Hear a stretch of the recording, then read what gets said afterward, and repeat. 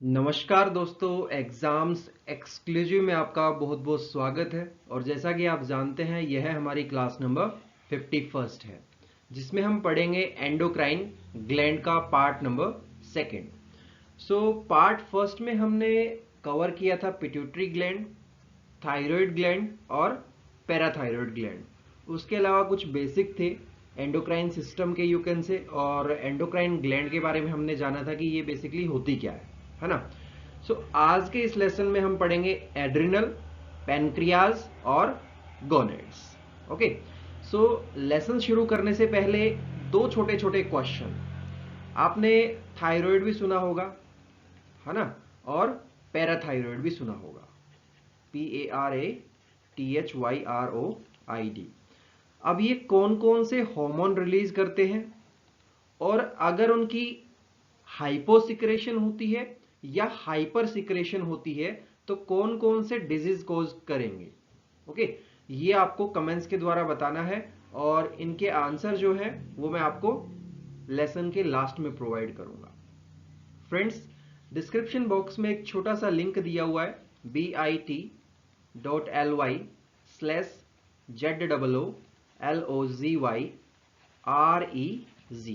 Are बड़ा और बाकी सारे लेटर छोटे। जस्ट इस लिंक पे क्लिक करना है और अपनी डिटेल्स जो है वो फिल कर देनी है और सबमिट कर देना है, आपका रजिस्ट्रेशन हो जाएगा। ओके, चलिए फिर इस लेसन को शुरू करते हैं। Friends, myself Dheeraj Sharma and I am teaching since May 2017, and this is Zoology optional course, and I think everybody knows about this. Okay, let's get start. Friends, endocrine gland क्या होती है? That secrete hormone into the surrounding interstitial fluid. Those hormones then diffuse into blood and are carried to various organs and tissue within the body. अब endocrine gland में कौन कौन सी gland आती है? सारी आती है ना। और हमने पढ़ कौन कौन सी ली थी? पिट्यूटरी, थायराइड और पैराथायराइड। ओके, अब इस लेसन में कौन कौन सी पढ़ेंगे? एड्रिनल, गोनेड्स और पेनक्रियाज। ये पीनल हम नहीं पढ़ेंगे, ओके, क्योंकि ये यूपीएससी के सिलेबस में नहीं है। फ्रेंड, हाइपोथैलेमस के बारे में मैंने थोड़ा सा आपको बता दिया था, है ना, क्योंकि वो पिट्यूटरी से थोड़ा सा रिलेट कर रही थी, और आप कह सकते हैं कनेक्टिंग लिंक था वो। मतलब जो भी सिग्नल्स आते हैं वो हाइपोथैलेमस से आ रहे थे पिट्यूटरी को। और यूपीएससी बेसिकली पूछती क्या है, ऐसा नहीं पूछेगी कि पिट्यूटरी के बारे में लिख दीजिए। मतलब एक ग्लैंड से दूसरी ग्लैंड को इंटरलिंक करके उनके बीच में क्या रिलेशन है, ऐसा करके क्वेश्चन आता है और आएगा। ओके, चलिए शुरू करते हैं फिर। देखिए, वैसे तो जो पीनल ग्लैंड है उसके बारे में यूपीएससी नहीं पूछता, लेकिन एक जनरल नॉलेज के लिए आप जान लीजिए कि ये कहाँ पे लोकेटेड होती है। It is located on the dorsal side of fore brain. Okay, इतना बहुत है। उसके अलावा अगर हार्मोन पूछा जाए आपसे कि ये कौन सा हार्मोन रिलीज करती है ना, तो आप लिखेंगे मेलाटोनिन। क्लियर है ना। अब जो मेलाटोनिन है वो, उसका मतलब फंक्शन क्या होता है, अब इसको LH और FSH से थोड़ा सा रिलेट करके देखते हैं।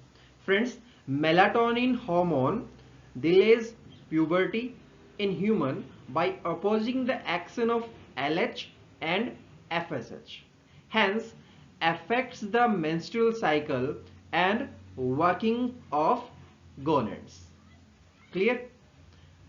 ये मैंने इसलिए बताया क्योंकि आज के इस लेसन में हम गोनेड्स के बारे में भी पढ़ेंगे। ओके, और LH और FSH के बारे में आप काफी अच्छे से जानते हैं।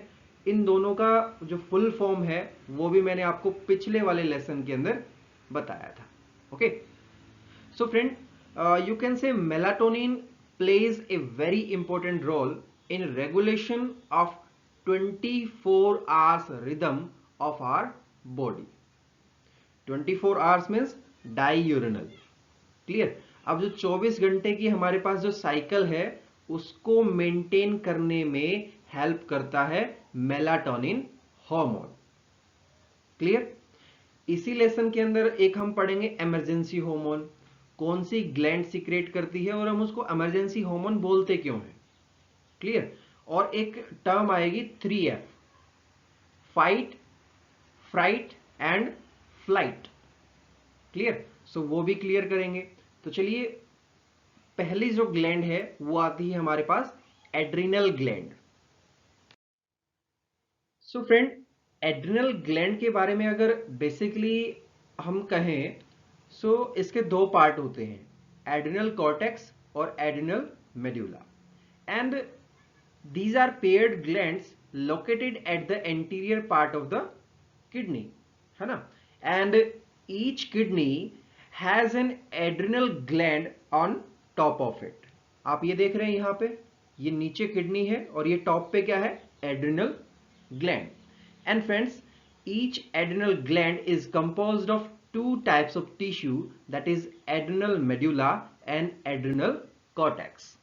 अब जो एड्रिनल मेड्यूला है वो फर्दर पार्ट्स में डिवाइड नहीं होता है, जबकि जो एड्रिनल कॉर्टेक्स है वो आगे चल के 3 पार्ट्स में डिवाइड होता है।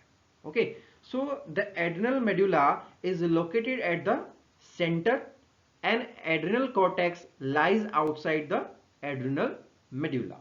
ओके, सो हम इनर को क्या बोलेंगे, एड्रिनल मेड्यूला, और एक्सटर्नल को क्या बोलेंगे, एड्रिनल कॉर्टेक्स। क्लियर।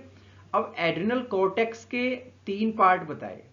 पहला कौन सा है, जोना रेटिकुलरिस।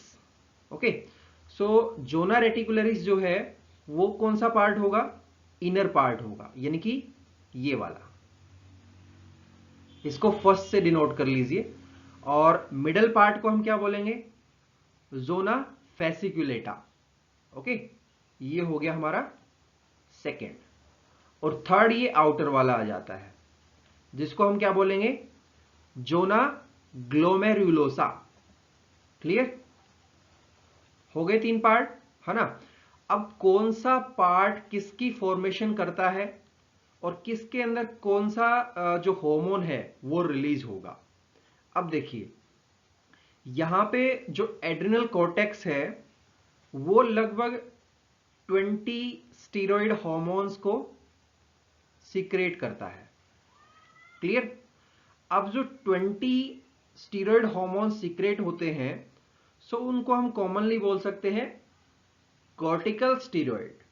ठीक है, और अगर इनको एक स्पेसिफिक नाम दिया जाए तो आप कह सकते हैं corticoids, CORTICOIDS। Clear. So friend, अब इनको भी, जैसे ये 20 जो स्टीरॉयड हार्मोन्स हैं, इनको 3 कैटेगरी में डिवाइड किया गया है।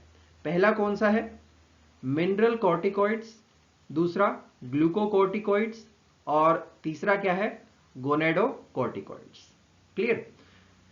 सो जोना रेटिकुलरिस, फेसिकुलेटा और ग्लोमेरुलोसा के बारे में मैंने बता दिया कि कौन सा इनर है, कौन सा मिडल है और कौन सा आउटर मोस्ट पार्ट है ना। चलिए, सो अब अगर बात करें कि एड्रिनल कॉर्टेक्स कितना पार्ट कैरी करता है और एड्रिनल मेड्यूला कितना पार्ट कैरी करता है। सो फ्रेंड, एड्रिनल कॉर्टेक्स की बात करें तो ये लगभग 75% होता है टोटल एड्रिनल ग्लैंड का। ओके, और एड्रिनल मेड्यूला की बात करें तो ये होता है 25%। क्लियर हो गया पूरा 100, है ना। और इनके जो डिफरेंसेस हैं वो मैं आपको बताऊंगा कि इनके अंदर क्या कुछ डिफरेंस आप लिख सकते हैं। पहला तो यही हो गया कि 75 और 25, है ना। दूसरा आप ये डिफरेंस लिख सकते हैं कि जो एड्रिनल कॉर्टेक्स है वो तो 3 पार्ट्स में डिवाइड हो जाएगा और एड्रिनल मेड्यूला जो है वो फर्दर पार्ट्स में डिवाइड नहीं होगा। क्लियर। अब हार्मोन्स की बात करें तो ये 3 हार्मोन रिलीज करेगा, जिनके नेम मैं अभी आपको बताऊंगा अलग अलग करके। ओके, और अगर एड्रिनल मेड्यूला की बात करें तो ये 2 इमरजेंसी हार्मोन रिलीज करते हैं। अब वो इमरजेंसी हार्मोन कौन कौन से हैं, जब हम एड्रिनल मेड्यूला पढ़ेंगे तो उस समय मैं आपको बता दूंगा। ओके, अब देखिए फ्रेंड्स, वो 3 हार्मोन कौन कौन से हैं, मिनरल कॉर्टिकॉइड्स, क्लियर, ग्लूकोकॉर्टिकॉइड्स और गोनेडोकॉर्टिकॉइड्स। अब कुछ जानते हैं कि भाई इनके बीच में क्या कुछ डिफरेंसेस हैं, है ना। देखिए, पहला पॉइंट लिखिए जो ग्लूकोकॉर्टिकॉइड है उसके बारे में। फ्रेंड्स, ये जो हार्मोन है इसको कौन सा पार्ट रिलीज करता है एड्रिनल कॉर्टेक्स का? वो पार्ट है जोना फेसिकुलेटा। ठीक है, जोना फेसिकुलेटा। क्लियर। और अगर मिनरल कॉर्टिकॉइड की बात करें तो इसको कौन सा रिलीज करेगा? Zona glomerulosa, GLOMERULOSA। क्लियर। अब अगर नेक्स्ट पॉइंट पे चलते हैं कि भाई ये मतलब क्या कुछ स्टिमुलेशन होगा और इसका किस में रोल है ना। तो जो ग्लूकोकॉर्टिकॉइड है उसका एक स्पेसिफिक रोल है किसमें? एंटी इन्फ्लामेटरी और anti allergic. Clear. Anti inflammatory और एंटी एलर्जिक। क्लियर। इसी तरीके से अगर मिनरल कॉर्टिकॉइड को देखें तो इसका कोई एज सच स्पेसिफिक रोल नहीं है। क्लियर। एंड फ्रेंड्स, अब ग्लूकोकॉर्टिकॉइड एक चीज को कंट्रोल करता है, वो है carbohydrate metabolism. Clear. Carbohydrate metabolism को ये कंट्रोल करता है।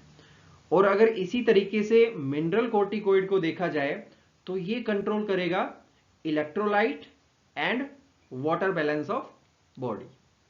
क्लियर। क्या कंट्रोल करेगा?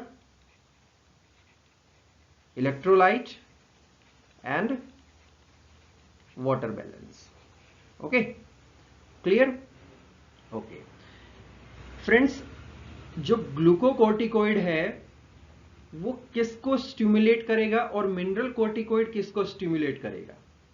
अब इसमें अगर डिफरेंस लिखना हो तो आप लिखेंगे कि जो ग्लूकोनियोजेनेसिस है वो स्टिमुलेट किया जाता है ग्लूकोकॉर्टिकॉइड्स के द्वारा। क्लियर।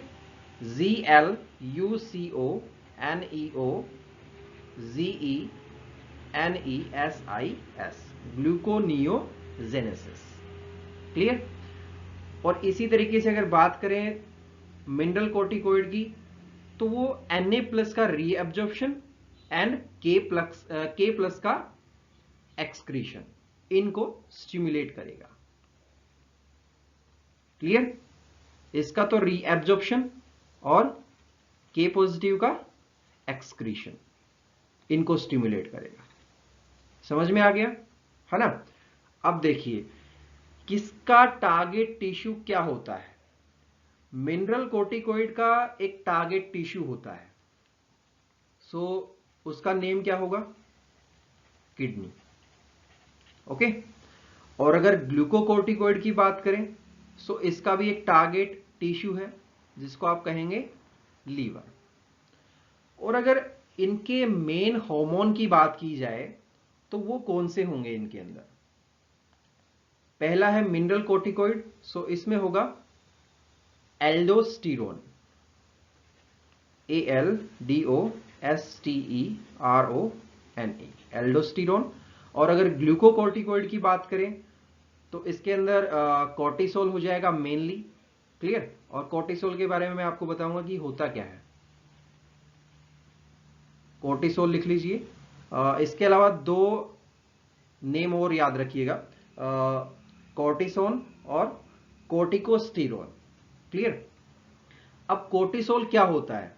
जैसे मान लेते हैं कि किसी के अंदर किसी की बॉडी के अंदर कुछ भी ट्रांसप्लांट हो रहा है ना, मतलब ट्रांसप्लांटेशन सर्जरी हो रही है, तो उस समय कॉर्टिसोल का एक अहम रोल है, यानी कि एक इंपॉर्टेंट रोल है। क्या रोल है friends? Cortisol is used in transplantation surgery to suppress the immune response in the body of recipient so that the latter may accept the transplanted organ. अब देखिए, अगर किसी और की बॉडी से निकाल के कोई ऑर्गन हमारी बॉडी के अंदर डाला जाए, तो ऐसा नहीं है कि हमारी बॉडी मतलब डायरेक्टली उसको एक्सेप्ट कर लेगी, किसी भी कीमत पे नहीं करेगी। सो इसी वजह से जो इम्यून सिस्टम है उसको सप्रेस किया जाता है, यानी कि उसको थोड़ा सा कमजोर किया जाता है। उसके बाद जो बाहर से जो हमने ट्रांसप्लांट करवाया है, बाहर से कोई ऑर्गन लिया है, हमारी बॉडी फिर उसको एक्सेप्ट कर पाती है। क्लियर? जैसे कि आप एग्जाम्पल ले सकते हैं कि आप किसी जगह जाते हैं, किसी नई जगह जाते हैं, तो आप तुरंत कंफर्ट फील नहीं करते हैं, है ना। धीरे धीरे धीरे धीरे मतलब एक कंफर्ट जोन में आप जाते हैं। ऐसा तो नहीं है ना कि मतलब फर्स्ट डे गए और वहां पे बिल्कुल सेट हो गए, कंफर्ट फील करने लगे, ऐसा नहीं होता है। ठीक है, इसी तरीके से बॉडी के साथ भी होता है। सो फ्रेंड, अब ग्लूकोकोर्टिकोइड और मिनरल कोर्टिकोइड के अंदर इतने डिफरेंस हो गए, इसके अलावा एक डिफरेंस और लिख लीजिए। Secretion of glucocorticoid is under the control of ACTH। और अगर मिनरल कोर्टिकोइड की बात करें तो ये किसके कंट्रोल में होगा? So friend, secretion of mineral corticoid is under the control of renin angiotensin system. Clear? लिख लीजिए,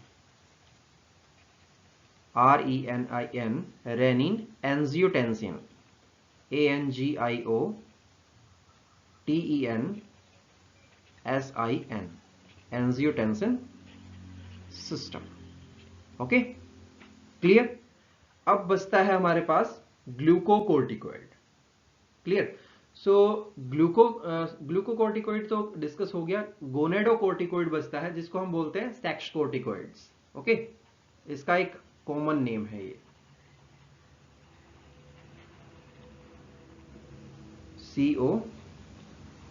COIDS। क्लियर? अब इसके बारे में क्या कुछ लिखेंगे, फटाफट लिख लीजिए friends. These are steroid hormone, mainly androgen and some estrogen, which are produced by the, कौन सा पार्ट इसको प्रोड्यूस करेगा? देखिए, फर्स्ट वाले में क्या था? जोना ग्लैम्युरुलोसा, दूसरे में जोना फेसिकुलेटा, और तीसरा बच गया कौन सा? Zona reticularis. ZONARETICULARIS।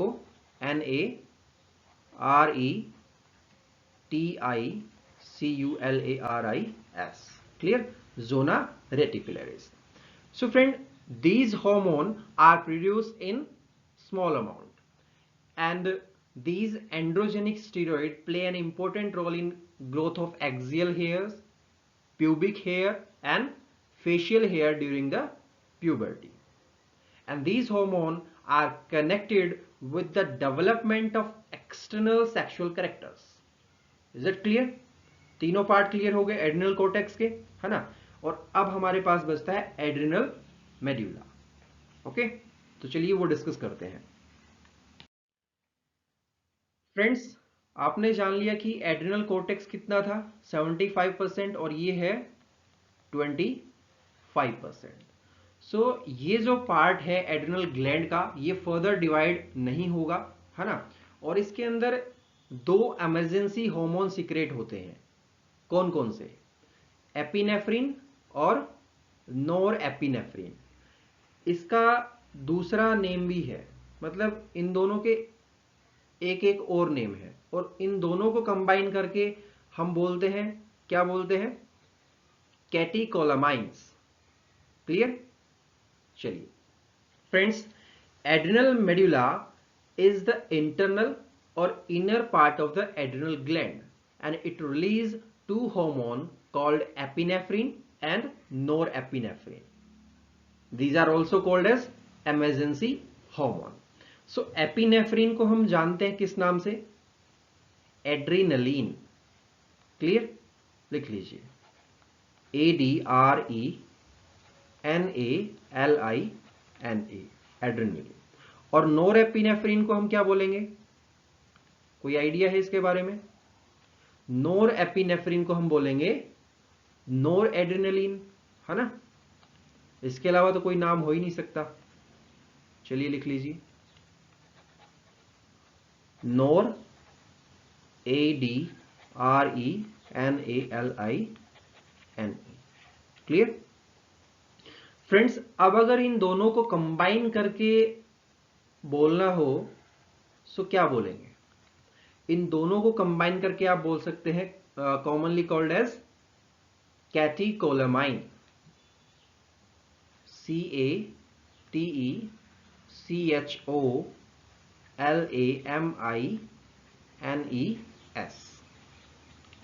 Clear friends? इनको इमरजेंसी हार्मोन क्यों बोलते हैं? इसके बारे में थोड़ा सा सोचने की जरूरत है कि इनको इमरजेंसी हार्मोन हम बोलते क्यों हैं।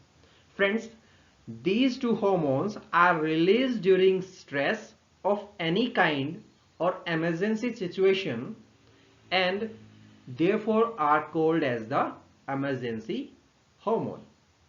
Clear? So अब अगर ये हार्मोन इमरजेंसी हार्मोन है, सो क्या आप जो एड्रिनल ग्लैंड है उसको इमरजेंसी ग्लैंड बोल सकते हैं? बिल्कुल बोल सकते हैं। सो लिख लीजिए, EMERGENCYGLAND।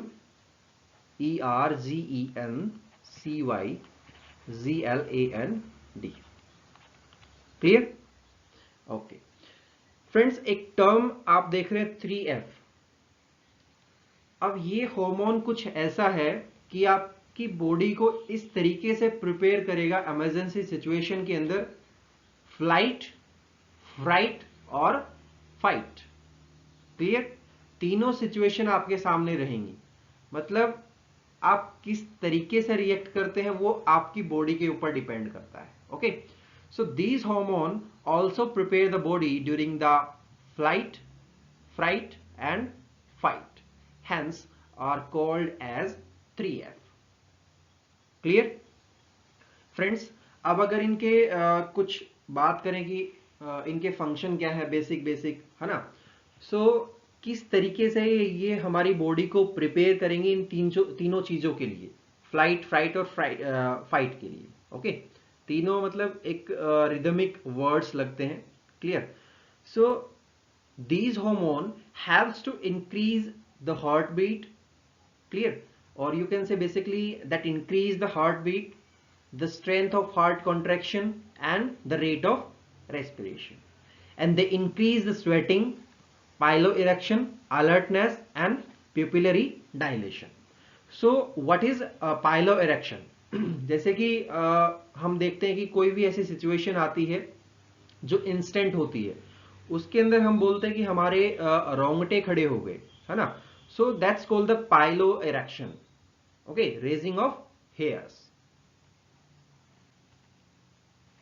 क्लियर? इसको आप हेयर से रिलेट कर सकते हैं, रेजिंग ऑफ हेयर्स। सो जो डेली लाइफ के अंदर जो सिचुएशन है उनसे रिलेट करके जियोलॉजी को पढ़ना होता है ना, इसलिए थोड़ी सी इंटरेस्टिंग होती चली जाती है।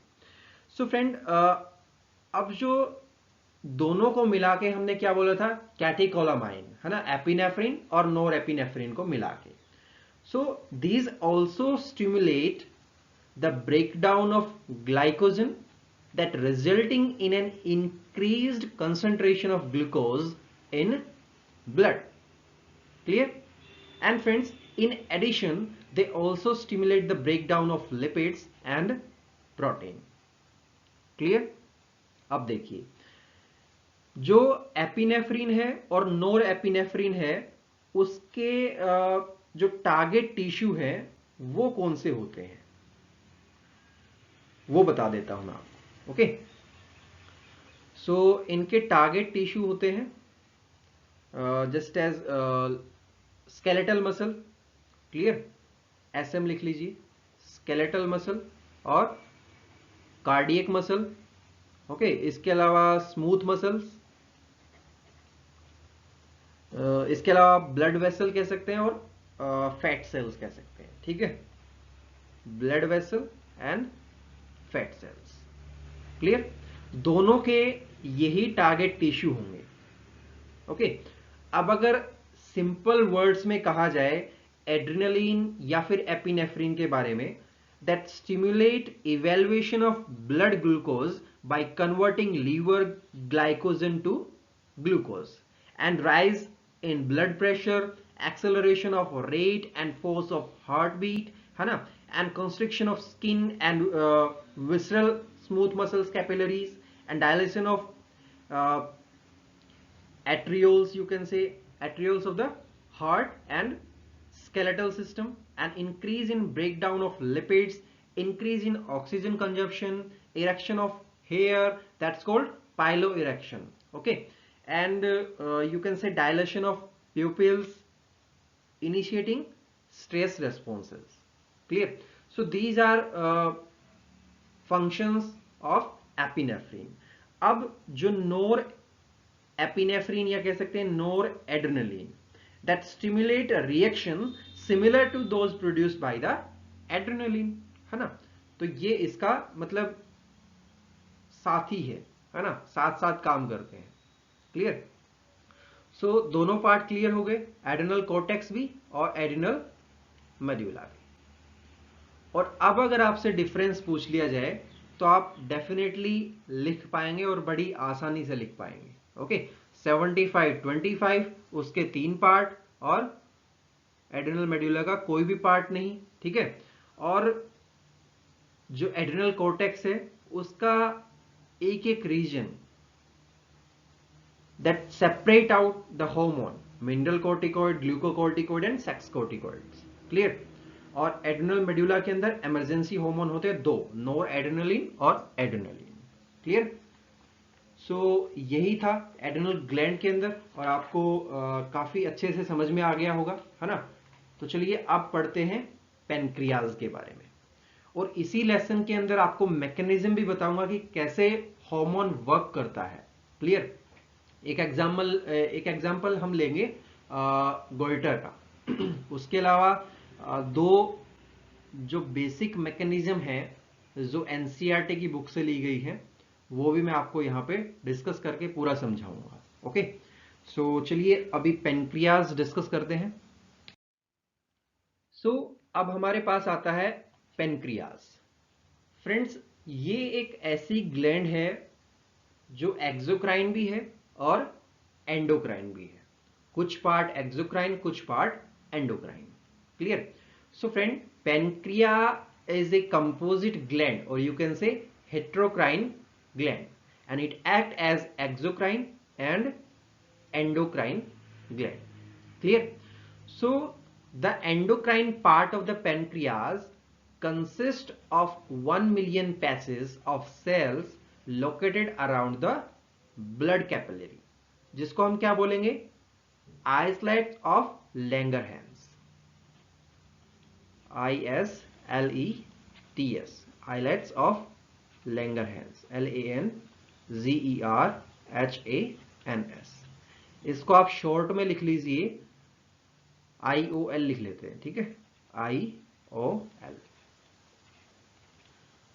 अब थोड़ा सा लेबलिंग की तरफ चलते हैं और उसके बाद मैं आपको बताऊंगा कि ये किस तरीके से, मतलब इसमें क्या क्या होता है, अल्फा बीटा, है ना, और ये कितना % होता है।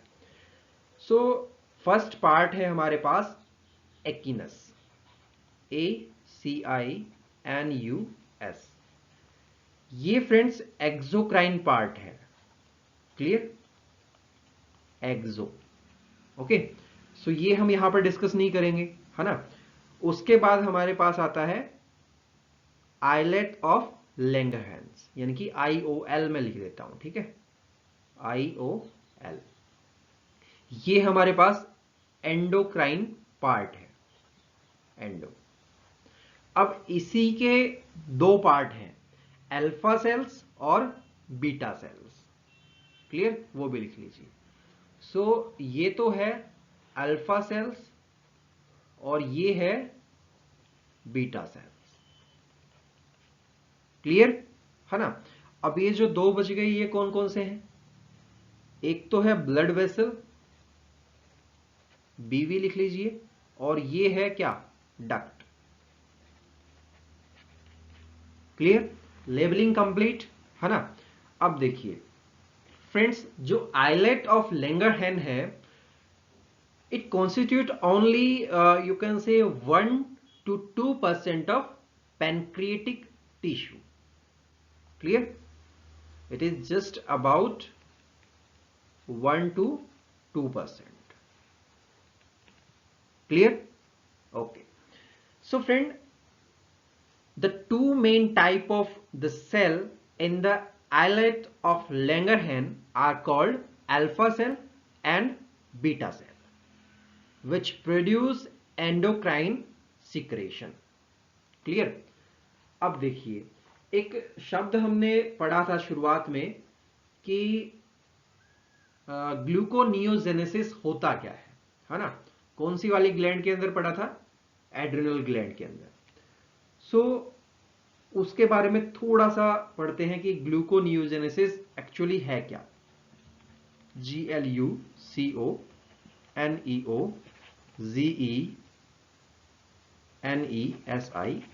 ग्लूकोनियोजेनेसिस। फ्रेंड्स, आप इसको सिंपल लैंग्वेज में ये कह सकते हैं कि the formation of glucose from deaminated acid and lactic acid, or you can say non-carbohydrate sources. So in simple, formation of glucose from non-carbohydrate source. Clear? That's called gluconeogenesis. Clear? Okay. So अब बात करते हैं alpha cells की, है ना। और alpha cell कौन से हार्मोन को रिलीज करती है, सारा कुछ बताऊंगा। अल्फा और ये हो जाएगा अपने पास बीटा। ओके, चलिए डिस्कस करते हैं। देखिए, दोनों जो है वो एक दूसरे के फंक्शन को अपोज करेंगे या फिर कह सकते हैं कि बैलेंस करेंगे। ठीक है। सो अल्फा सेल कौन से हार्मोन को रिलीज करती है? Glucagon, GLUCAGON, glucagon. ठीक है। इसका नेचर कैसा होता है? पॉलीपेप्टाइड है ये, पॉलीपेप्टाइड। क्लियर है यहां तक? अब अगर बीटा सेल की बात करें तो ये रिलीज करेगा इंसुलिन को, है ना। और इंसुलिन का जो नेचर है वो कैसा है? पॉलीपेप्टाइड है, पॉलीपेप्टाइड। ओके। अब इनमें से कौन सा तो जो ब्लड ग्लूकोज है उसके लेवल को रेज करेगा और कौन सा नीचे लेके आएगा? पता है किसी को इसके बारे में? कोई आइडिया है? फ्रेंड्स, जो अल्फा सेल है यानी कि जो ग्लूकागोन हार्मोन है उसका एक प्रिंसिपल एक्शन होगा कि जो ब्लड ग्लूकोज है उसको हाई लेवल पे लेके जाएगा। ठीक है। और यहां पे ये क्या करेगा? ब्लड ग्लूकोज को नीचे लेके आएगा। ओके। अब अगर बात करें इनके टारगेट टिश्यू की, सो इनका टारगेट क्या होगा, है ना। सभी का एक टारगेट होता है। सो अल्फा सेल का टारगेट होगा लीवर और एडिपोज टिश्यू। फर्स्ट होगा लीवर और दूसरा एडिपोज टिश्यू। क्लियर? दो टारगेट हो गए, है ना। और अगर बीटा सेल की हम बात करें तो इसका होगा लीवर, इसके अलावा एडिपोज टिश्यू, और एक और होगा यहां पे, तीसरा कौन सा होगा? Muscle, MUSCLE। Clear? So alpha और बीटा के बारे में क्लियर। फ्रेंड्स, अब हमने बात की थी कि ब्लड ग्लूकोज को इंक्रीज करेगा अल्फा सेल। कैसे इंक्रीज करेगा? By accelerating the breakdown of glycogen into glucose in liver. Clear? And that promote conversion of other nutrients such as amino acids and lactic acid into the glucose in liver. Clear? So basically liver के अंदर कर रहा है सारा कुछ function, है ना। and it also enhance the release of glucose into blood. So ये एक तरीका होगा ब्लड ग्लूकोज को इंक्रीज करने का. किसका फंक्शन होगा? अल्फा सेल का, यानी कि ग्लूकागॉन हार्मोन का. क्लियर? अब अगर बीटा सेल की बात करें कि ये ब्लड ग्लूकोज को नीचे कैसे लेके आएगा, by stimulating the transport of glucose from blood to muscle and adipose cells and indirectly causing the liver to take up glucose. Clear? And दूसरा अगर important point देखें कि किस तरीके से ये ग्लूकोज लेवल को नीचे लेके आएगा, by promoting both oxidation of glucose and conversion of glucose into glycogen in muscles as well as liver cells. Clear? Clear है? ओके. एंड एक पॉइंट और देखें, it also inhibiting metabolic breakdown of stored glycogen in liver and muscle cells. Clear? And friends, insulin helps in promoting the synthesis of fat from glucose by adipose tissue and also inhibiting metabolic breakdown of fat. So that's why they decrease the level of blood glucose. Okay? Target पता लग गया, nature पता लग गया, function पता लग गया, है ना? यानी कि पूरा का पूरा आपको समझ में आ गया कि पेनक्रियाज के अंदर क्या होता है ना? और फंक्शन क्या क्या है. Is it clear? Okay friends, एक टर्म और आती है, हमने शायद डिस्कस भी की थी पिछले वाले लेसन के अंदर, लेकिन मैं यहाँ पे थोड़ा सा मेंशन कर देता हूँ उसके बारे में, क्योंकि अल्फा सेल से रिलेटेड है. सो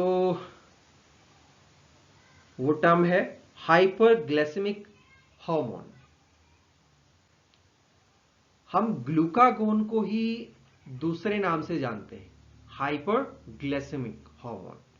लिख लीजिए, HYPERGLYCEMIC,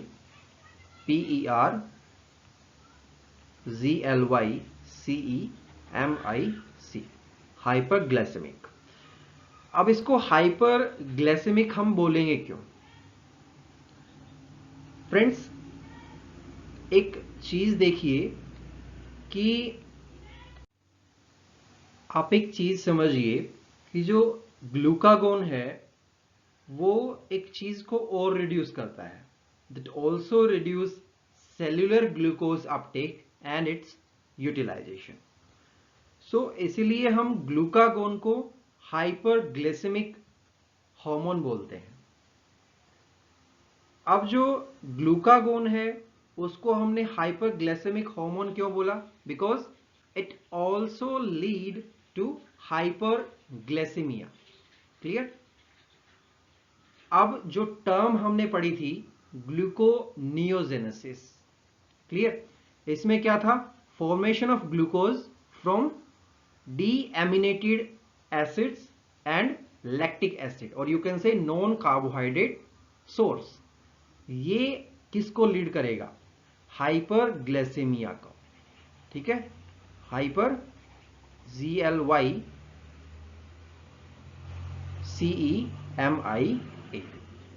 सो इसीलिए ये जो टर्म है वो मैंने डिस्कस की थी शुरुआत में. पूरा का पूरा एक साइकिल बना है और एक टर्म दूसरे टर्म से रिलेट करती है. क्लियर? ओके. सो अब किसी भी तरीके से क्वेश्चन आ जाए पेनक्रियाज के ऊपर, सो आप डेफिनेटली लिख पाएंगे. ठीक है? और एकाइनस मैंने इसलिए डिस्कस नहीं किया है क्योंकि यहाँ पे हमें एक्सोक्राइन ग्लैंड्स डिस्कस नहीं करनी है, सिर्फ एंडोक्राइन ग्लैंड डिस्कस करनी है. ओके. सो इसके अलावा तो शायद कोई वर्ड रहता नहीं है. एक वर्ड रहता है हिपेटोसाइट. हिपेटोसाइट हम किसे बोलेंगे? लिख लीजिए, जस्ट ए सेकेंड. HEPATOCYTES,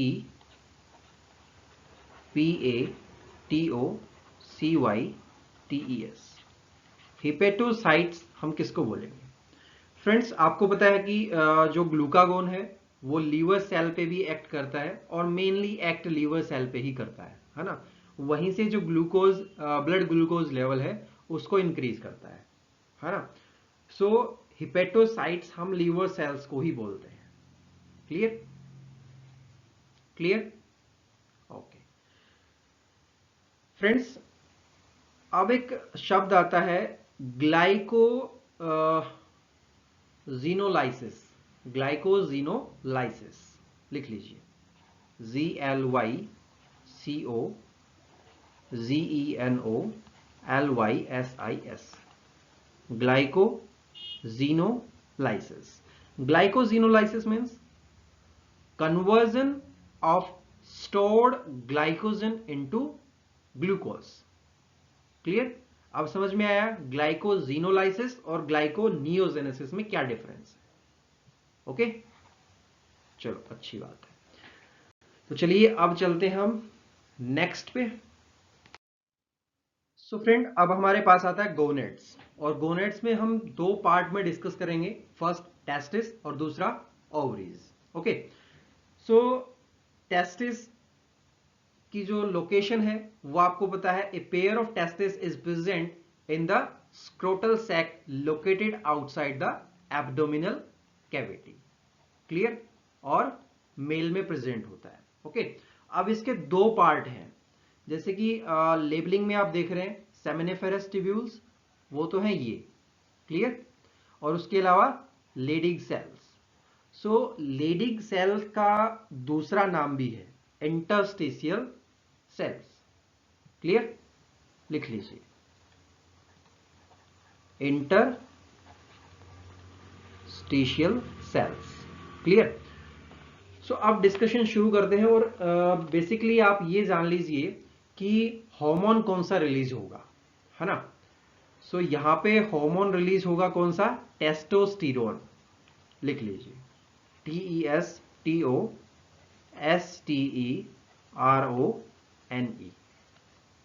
इसका प्रिंसिपल एक्शन क्या होगा friends? that stimulate the descent of testes and male pattern of development before birth. Clear? And stimulate development and maintenance of male sexual characteristics and expression of secondary characteristics such as breed, mustache, low pitch voice, है ना, and that's all. Okay, and that's also stimulate the spermatogenesis at the starting of puberty and growth of sprout. Clear? So these are the basic functions of testosterone hormone. अब अगर पूरा का पूरा discuss किया जाए कि ये होता क्या है ना, सो it is located outside the abdominal cavity. Okay समझ में आ गया है ना। एंड फ्रेंड्स, इसके दो फंक्शन होते हैं। पहला तो as a primary sex organ. Clear? लेकिन वो हमें यहां पे डिस्कस नहीं करना है, क्योंकि हमें यहां पे एंडोक्राइन ग्लैंड डिस्कस करना है। और दूसरा इसका फंक्शन होगा, मतलब एक्ट करेगा एंडोक्राइन ग्लैंड की तरह। क्लियर? क्योंकि यहां पे एक हार्मोन रिलीज हो रहा है, the name is testosterone. Friends, testis is composed of seminiferous tubules and interstitial cells. Clear? और you can say Leydig cells, और इसको हम दूसरे नाम से भी जानते हैं स्ट्रोमल टिश्यू। ठीक है, जो इंटरस्टिशियल टिश्यू है उसको आप स्ट्रोमल टिश्यू भी कह सकते हैं। क्लियर? सो फ्रेंड, अब ये जो सेमिनिफेरस ट्यूब्यूल है इसका क्या फंक्शन है? The seminiferous tubule in testis are responsible for the formation of sperm. Clear? Clear? And hence fulfill the function of primary sex organ, whereas the Leydig cell, or you can say interstitial cell, which are located in the space between seminiferous tubules। आप देख रहे हैं यहाँ पे, है ना, इसीलिए इसको क्या बोला गया है? इंटरस्टिशियल, यानी कि किसी भी चीज के बीच में प्रेजेंट है। Okay clear friends? It is located in the space between seminiferous tubules. और जो स्पेस है उसको आप क्या बोलेंगे? Intertubular space. Clear? Intertubular space that produce a group of steroid hormone that's called androgen. Clear? Androgen लिख लीजिए, ANDROGEN। क्लियर? और मेनली क्या होगा? टेस्टोस्टेरोन इसके अंदर। Okay and friends, Leydig cell secrete testosterone under the influence of किसके under? पता है कुछ? LH सुना है ना? Under the influence of LH, secreted by the किसके द्वारा? अब इसको किससे रिलेट करें? गोनेड्स वाले को एंटीरियर पिट्यूटरी से रिलेट कर सकते हैं, है ना? Anterior pituitary. क्लियर? अब देखिए, लास्ट ग्लैंड हम पढ़ रहे हैं और फर्स्ट वाली से रिलेट कर रहे हैं, सो इसी तरीके से घुमा फिरा के क्वेश्चन आएगा।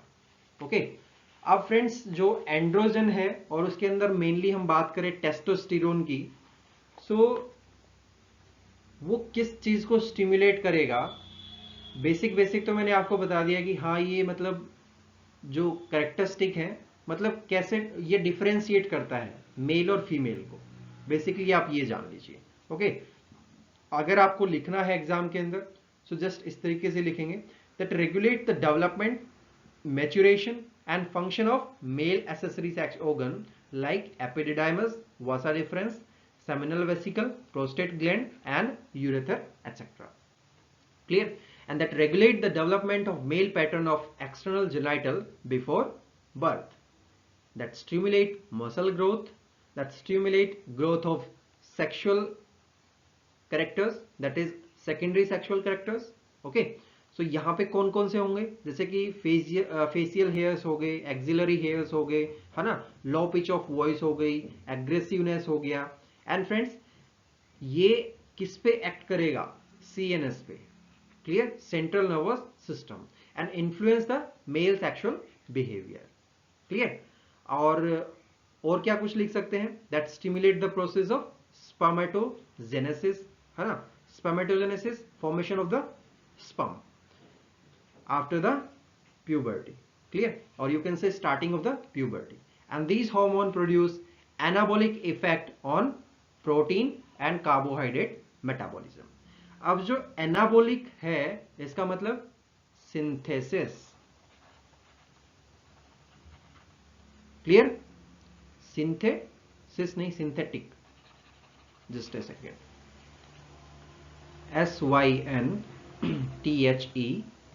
SYNTHETIC, synthetic effect on protein and carbohydrate metabolism। समझ में आ गया टेस्टिस के बारे में, है ना? अब देखिए, यहां पे जो एक शब्द डिस्कस किया था, मतलब एक पूरा का पूरा सेंटेंस डिस्कस किया था, they act on CNS and influence the male sexual behaviour. इसको आप इन शॉर्ट क्या बोलेंगे? Libido. Clear? LIBIDO। Clear? Clear? Okay अब चलते हैं ओवरीज पे। सो फ्रेंड, अब हमारे पास गोनेड्स में ही आता है ओवरीज, और ओवरीज प्रेजेंट होती है फीमेल में। ओके अब अगर लोकेशन की बात करें, so it is located in the abdominal cavity. Clear? There are the pair of ovaries located in the abdominal cavity.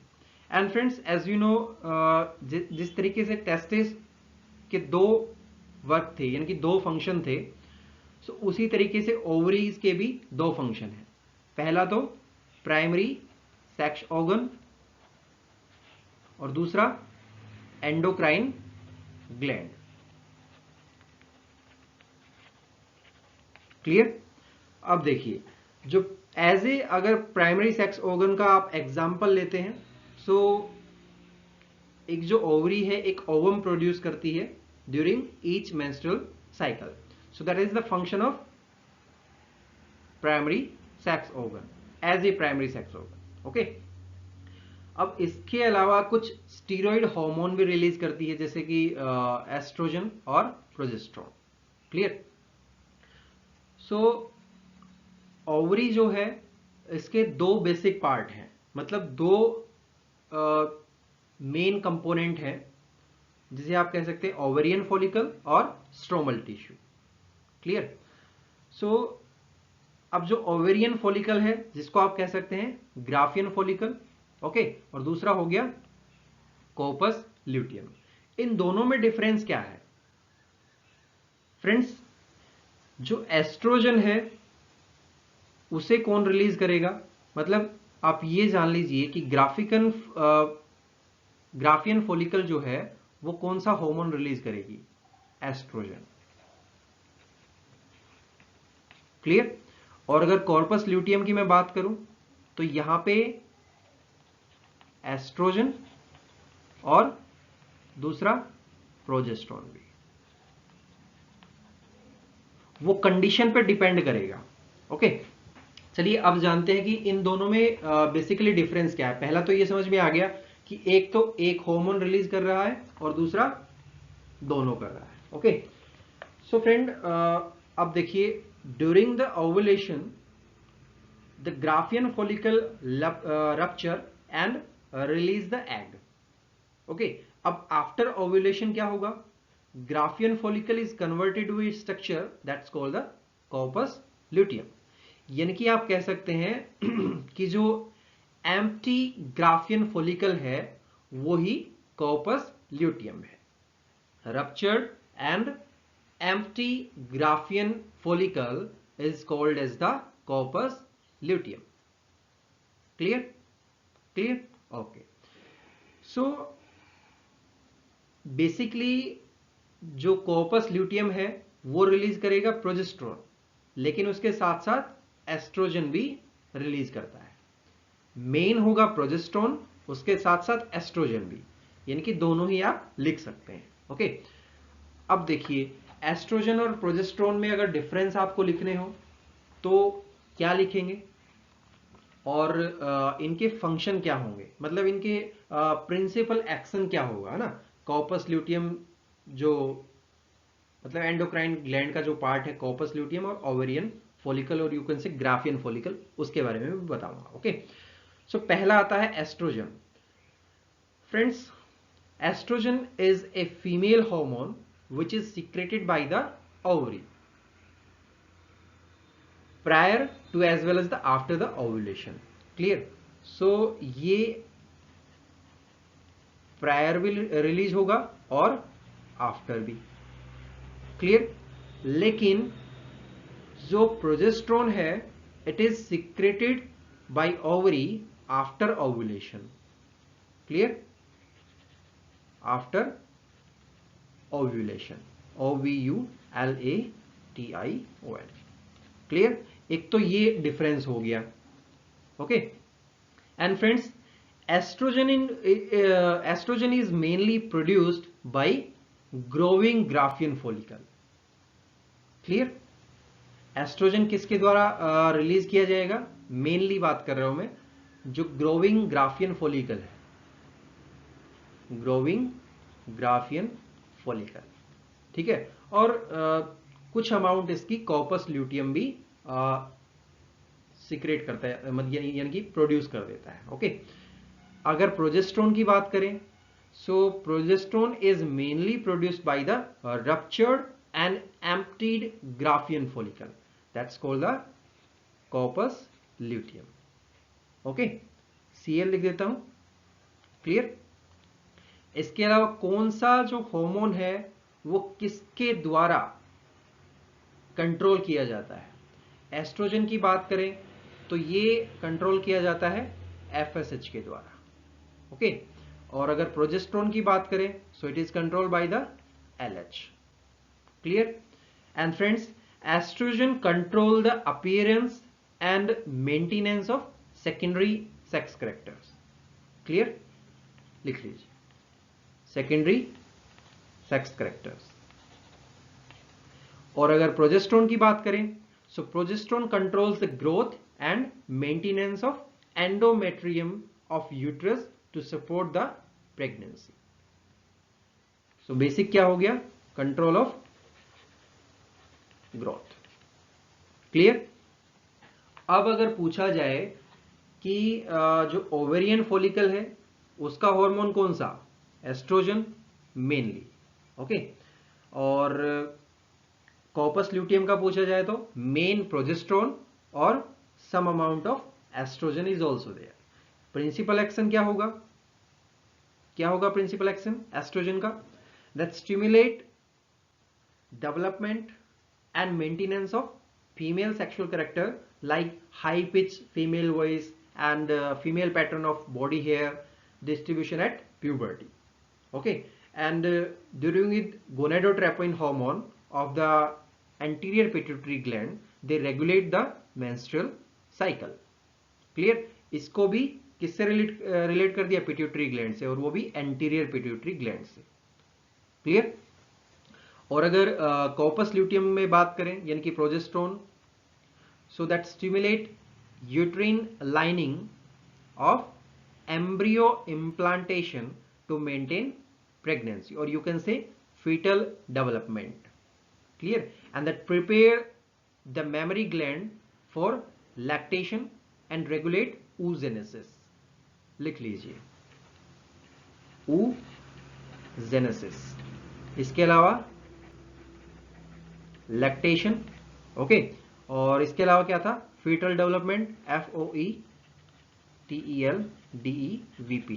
Okay, foetal development हो गया। इसके अलावा कुछ और भी फंक्शन होते हैं फ्रेंड्स। अगर प्रोजेस्टेरोन की लेवल हाई हो जाए सो क्या होगा? ओव्यूलेशन को रोक देगा, यानी कि इनहिबिट कर देगा। High level of progesterone that inhibit ovulation. Clear? Clear? Okay, समझ में आ गया ना गोनेड्स के बारे में? ओके फ्रेंड्स, अब देखिए अगर बहुत सारे और भी हार्मोन हैं, जैसे कि हार्ट के हैं, लीवर के हैं, किडनी के हैं ना, और गैस्ट्रोइंटेस्टाइनल ट्रैक्ट के हैं, लेकिन वो यूपीएससी पूछती नहीं है। अगर पूछती भी है सो मतलब इतने इंपॉर्टेंट नहीं है, क्योंकि बेसिकली आप देखते हैं तो सिलेबस के अंदर वो चीज है ही नहीं, है ना। यहाँ पे क्या था? Pituitary gland, thyroid gland, parathyroid gland, pancreas, adrenal और गोनेड्स। यहां तक कि पीनल ग्लैंड भी नहीं था और हाइपोथैलेमस भी नहीं था, जिसके बारे में मैंने थोड़ा बहुत आपको बताया, क्योंकि वो कहीं ना कहीं रिलेट करता है। ओके, सो अब अगर बात करें किसकी? मैकेनिज्म की, है ना। किस तरीके से जो हार्मोन है वो रिलीज होते हैं, किस तरीके से मतलब पूरा का पूरा रेगुलेशन होता है, ठीक है, वो डिस्कस करते हैं। सो फ्रेंड, अब हमारे पास आता है रेगुलेशन ऑफ हार्मोन प्रोडक्शन। किस तरीके से रेगुलेशन होता है ना। मैकेनिज्म भी मैं आपको बताऊंगा नेक्स्ट 2 स्लाइड के अंदर, लेकिन उससे पहले आपसे कुछ क्वेश्चन कर लेता हूं। जितना अभी तक आपने पढ़ा है, आपने सारे के सारे हार्मोन पढ़ लिए, है ना। अब जो हार्मोन्स हैं हम उनको 4 कैटेगरी में डिवाइड कर सकते हैं। कौन कौन सी हैं वो 4 कैटेगरी? पहला तो होगा amino acid derivative. Clear? Second category कौन सी होगी? Second category peptide, PEPTIDE।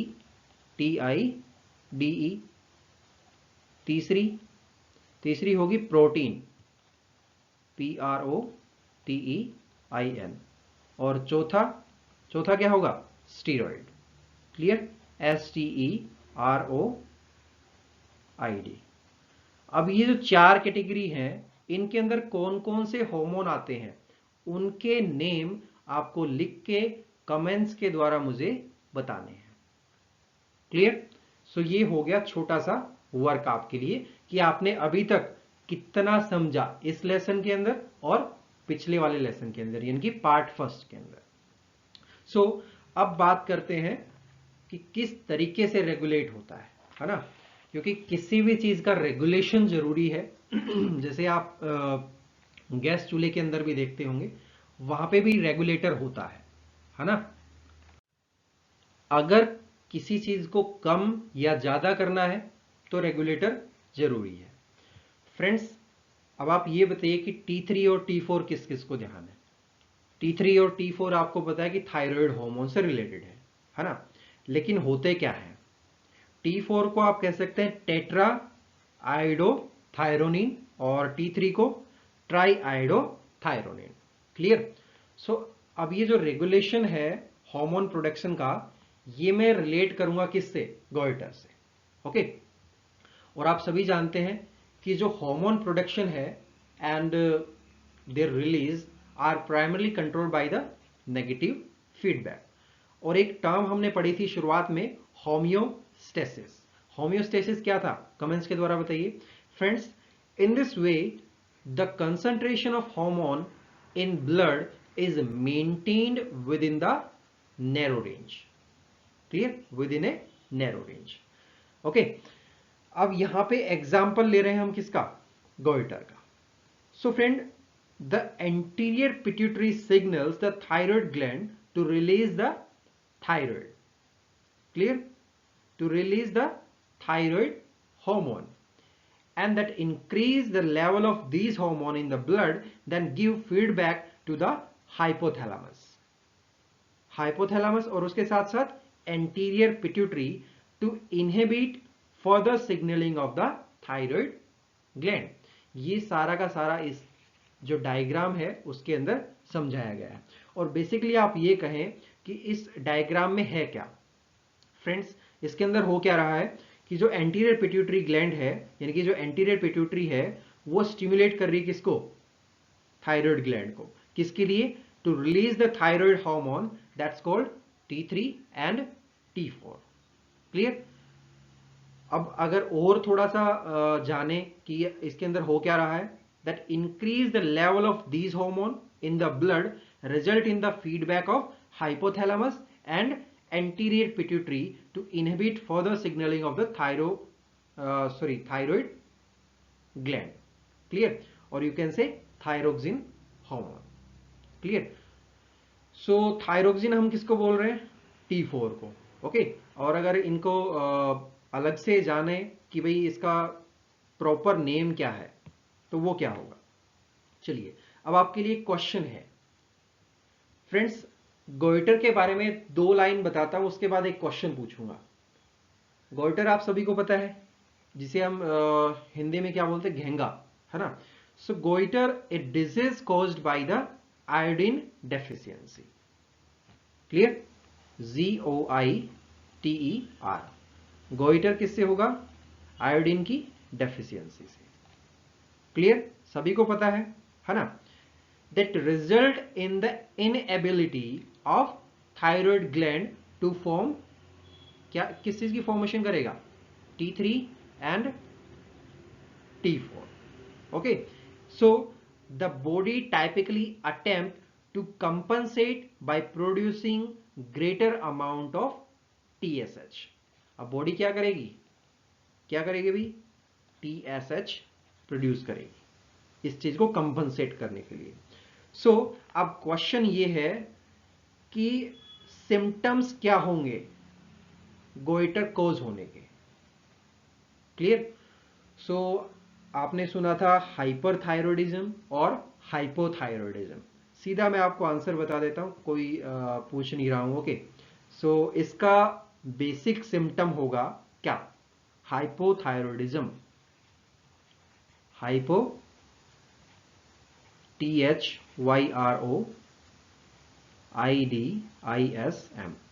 और हाइपोथायरॉयडिज्म में होगा क्या?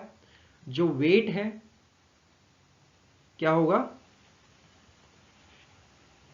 वेट जो है वो इंक्रीज होगा। उसके अलावा जो कोल्ड सेंसिटिविटी है और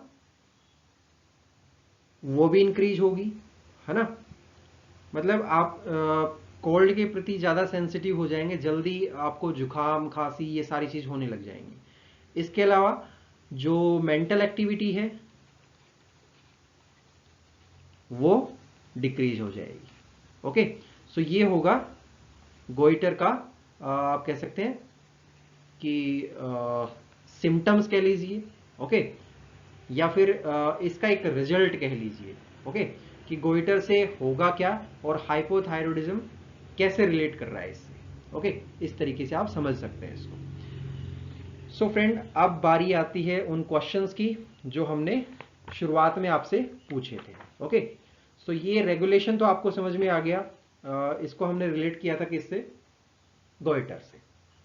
देखिए आपसे क्वेश्चन था, शायद ऐसा कुछ था कि थायराइड और पैराथायराइड के बारे में पूछा था ना, यहां पे लिख लीजिए, जस्ट ए सेकेंड, थोड़ा सा,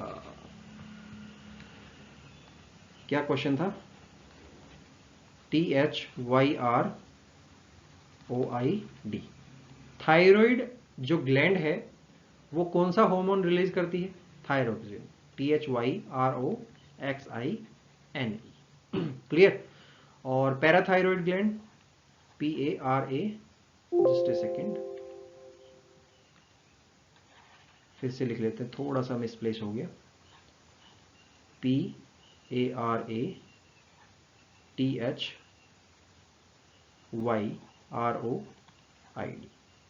क्लियर। सो पैराथायराइड जो है वो कौन सा हार्मोन रिलीज करती है, पता है किसी को, PARATHA, क्या होगा, पैराथॉर्मोन, THORMONE। अब फ्रेंड्स बात ये आती है कि इनके हाइपर सिक्रेशन और हाइपो सिक्रेशन से कौन सी डिजीज कॉज हो सकती है, आइडिया है किसी को। देखिए पैराथॉर्मोन का अगर हाइपो सिक्रेशन होगा तो क्या कॉज होगा, टिटेनी, TE, जस्ट 1 सेकेंड यार, TETANY, क्लियर, टिटेनी। और अगर हाइपर सिक्रेशन हुआ तो ऑस्टियोपोरोसिस, OSTEOPOROSIS,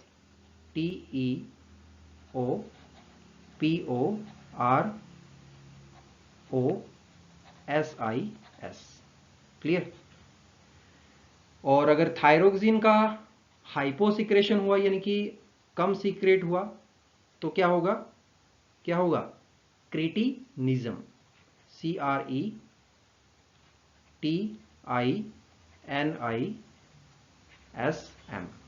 क्लियर, क्रेटिनिज्म। और अगर हाइपर सिक्रेशन हुआ तो क्या होगा, गोइटर, ठीक है, समझ में आ गया है ना, गोइटर भी होगा।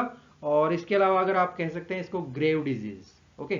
सो ये हो गया आपका जो हमने आज आपसे क्वेश्चन पूछे थे वो, ओके। अब इसकी जो मैकेनिज्म है वो पढ़ लेते हैं कि दो मैकेनिज्म है बेसिकली, है ना, और दोनों में डिफरेंस कैसे है वो आपको पता लग जाएगा पढ़ने के बाद, ओके। चलिए समझते हैं उनको। फ्रेंड्स हमने सारे जो एंडोक्राइन ग्लैंड्स थी वो पढ़ लिया, है ना, उसका रेगुलेशन पढ़ लिया। अब इसकी मैकेनिज्म भी पढ़ लेते हैं। मैकेनिज्म फर्स्ट क्या आएगी, fixed membrane receptor mechanism, okay. अब देखिए किसी भी चीज के लिए स्ट्रेटेजी बनानी हो तो उसकी मैकेनिज्म पता होनी चाहिए कि वो किस तरीके से वर्क करता है, वो किस तरीके से अटैक करेगा, है ना, तभी तो हम डिफेंड कर पाएंगे। सो यहां पे समझते हैं कि हार्मोन जो है वो एंटर तो नहीं करेगा टारगेट सेल के पास, ठीक है, do not enter the target cell, but ये क्या जनरेट करेगा, सेकेंडरी मैसेंजर जनरेट करेगा, साइक्लिक AMP, CA2 पॉजिटिव और इसके अलावा IP3, क्लियर। उससे पहले इसको एक रिस्पॉन्स मिलेगा, तो सारी चीजें समझाऊंगा, उसके बाद फिर बायोकेमिकल रिस्पॉन्स आएगा और लास्ट में फिजियोलॉजिकल रिस्पॉन्स आएगा जैसे कि ओवेरियन ग्रोथ, क्योंकि हम यहां पर डिस्कस करेंगे FSH के बारे में। सो फ्रेंड इस मैकेनिज्म के तहत कौन कौन से हार्मोन वर्क करते हैं, जैसे कि कौन कौन से, पेप्टाइड, ठीक है, पॉलीपेप्टाइड, और कौन से, प्रोटीन, ओके। और प्रोटीन के अलावा इमरजेंसी हार्मोन लिख लीजिए, ठीक है, क्योंकि इमरजेंसी हार्मोन को आप कह सकते हैं catecholamine, okay. So friend in this mechanism the hormone which interact with the membrane bound receptor normally do not enter the target cell but generate secondary messenger, okay।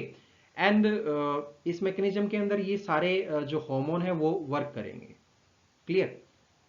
So such hormone circulating the tissue fluid comes in contact with the external domain of the extracellular receptor present on the surface of the cell. Extracellular receptor है, कहां पे present है? Surface of the cell पे. So the hormone bind two receptor and form A hormone receptor complex. अब ये जो complex है इसको हम क्या बोलेंगे? Hormone receptor complex, which bring about conformational change in the cytoplasmic part of the receptor. Clear? And the cytoplasmic part of the receptor then produce secondary messenger such as CA2 positive and cyclic AMP और इसके अलावा IP3. Okay, ये चीजें मतलब ये produce करेगा as a secondary messenger. Friends, अब इनका वर्क क्या है? That activate the existing enzyme system of the cell. और उसके बाद क्या करेंगी? That accelerate the biochemical reaction in the cell. Activation or acceleration of biochemical reaction in the cell. So in this way the cellular metabolism is regulated and the hormone which bind to the receptor form the primary messenger. Clear? So जो hormone bind हुआ है किसके साथ? Bind to the receptor that forms the primary messenger and CAMP यानी कि cyclic AMP, CA2 positive and IP3 that act as secondary और second messenger. Clear? पहले generation, फिर बायोकेमिकल रेस्पॉन्स, फिर फिजियोलॉजिकल रेस्पॉन्स. यानी कि फिजियोलॉजिकल रेस्पॉन्स की अगर बात करें FSH हार्मोन से रिलेट करता हुआ तो आप कहेंगे ओवेरियन ग्रोथ. ओके, समझ में आ गया है ना? सो फिक्स क्या है यहाँ पे? फिक्स्ड मेम्ब्रेन क्या है? Ovarian cell membrane. ये रिसेप्टर, ये हार्मोन, ये यहाँ पे आके अटैच हुआ, रेस्पॉन्स जनरेट हुआ, सेकेंडरी मैसेंजर यहाँ से लेके गया और फिर बायोकेमिकल रेस्पॉन्स आया, यानी कि एक्टिवेशन होने के बाद, और एक्सिलरेट होगा एक्टिवेशन होने के बाद. ठीक है, इस तरीके से आप समझ सकते हैं. सो यहां पे क्या है? The hormone that are protein और amines in composition such as growth hormone, ADH, oxytocin, insulin, adrenaline, FSH, TSH etcetera shows this mechanism of action.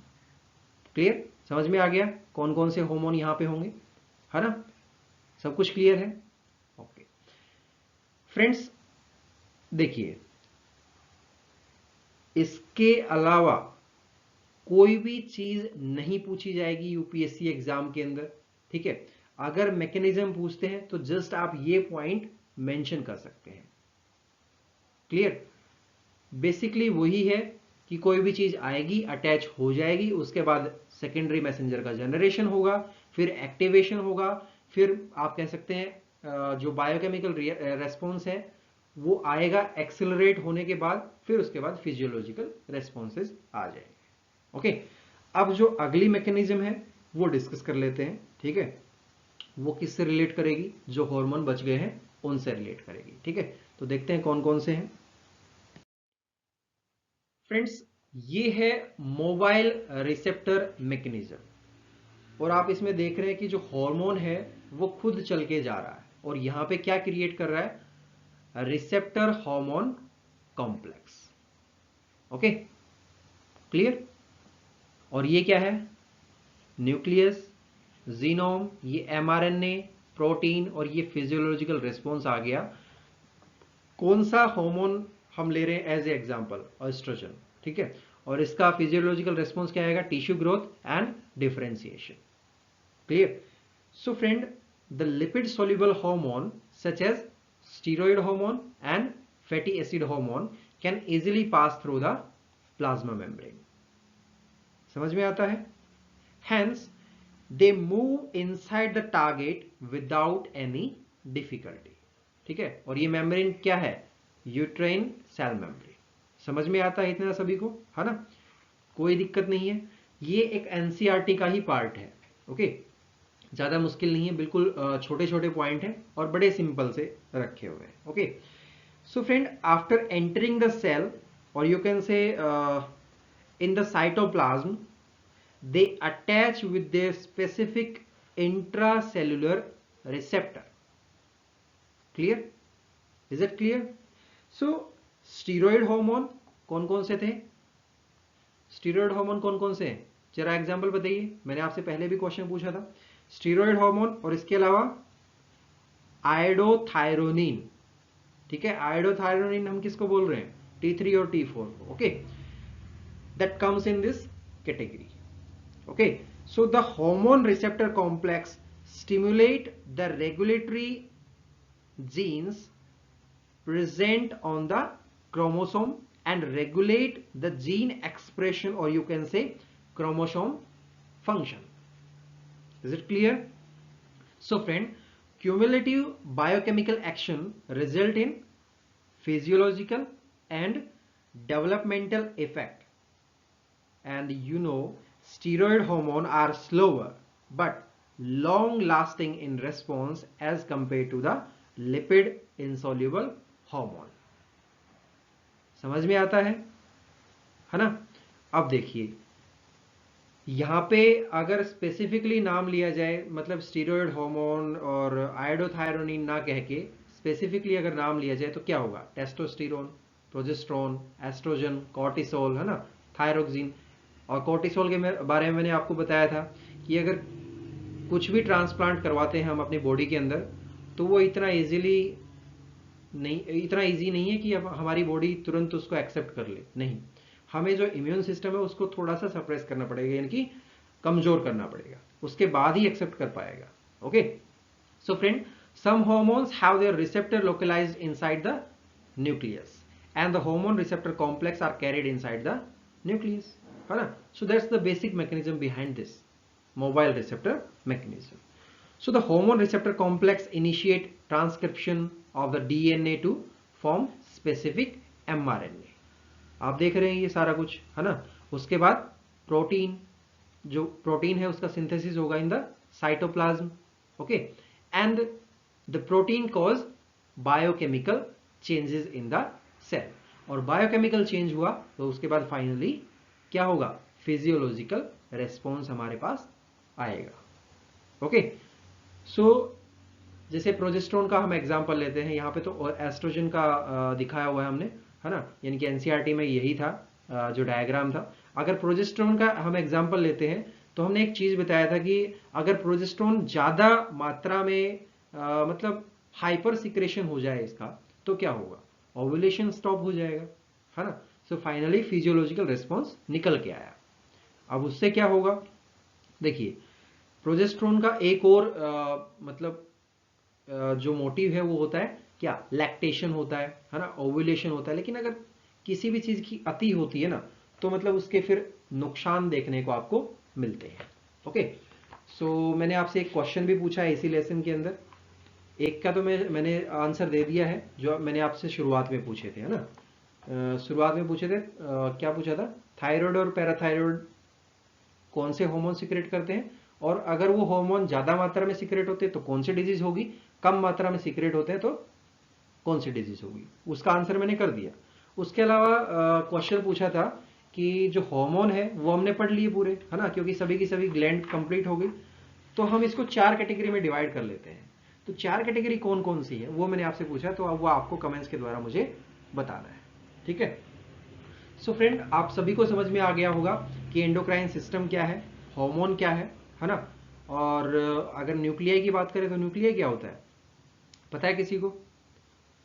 Friends, nuclei is the hypothalamus contain several group of neurosecretor, that's called the nuclei, है ना। और एक शब्द और आता है डाइयूरेसिस। सो लिख लीजिए इसको, URESIS। डाइयूरेसिस क्या होता है पता है किसी को? Increased loss of water through urine, that's called the diuresis. और हाइपोथायरॉयडिज्म आपने पढ़ लिया, हाइपरथायरॉयडिज्म पढ़ लिया, हाइपोकैल्सेमिक, हाइपोकैल्सेमिक, हाइपोग्लाइसेमिक, हाइपरग्लाइसेमिक, है ना, हेट्रोक्राइन, और यू कैन से कंपोजिट ग्लैंड। कौन सी थी भाई? Heterocrine gland. पता है किसी को? पेनक्रिया। ओके, दोनों की तरह एक्ट करती है। चलिए, यही था आज के मतलब लेसन में। और अगर आपसे पूछा जाए कि इंसुलिन का अगर हाइपोसिक्रेशन होगा यानी कि कम सिक्रेट हो तो कौन सी डिजीज कॉज होगी? डायबिटीज मेलाइटस, है ना। और अगर हाइपर सिक्रेशन हो तो हाइपोग्लाइसीमिया, है ना। और अगर टेस्टोस्टेरोन का कम सिक्रेशन हो तो कौन सी डिजीज होगी? कौन सी डिजीज होगी? उस डिजीज का नाम है यूनोकोइडिज्म, कुछ ऐसा है, EUNUCHOIDISM।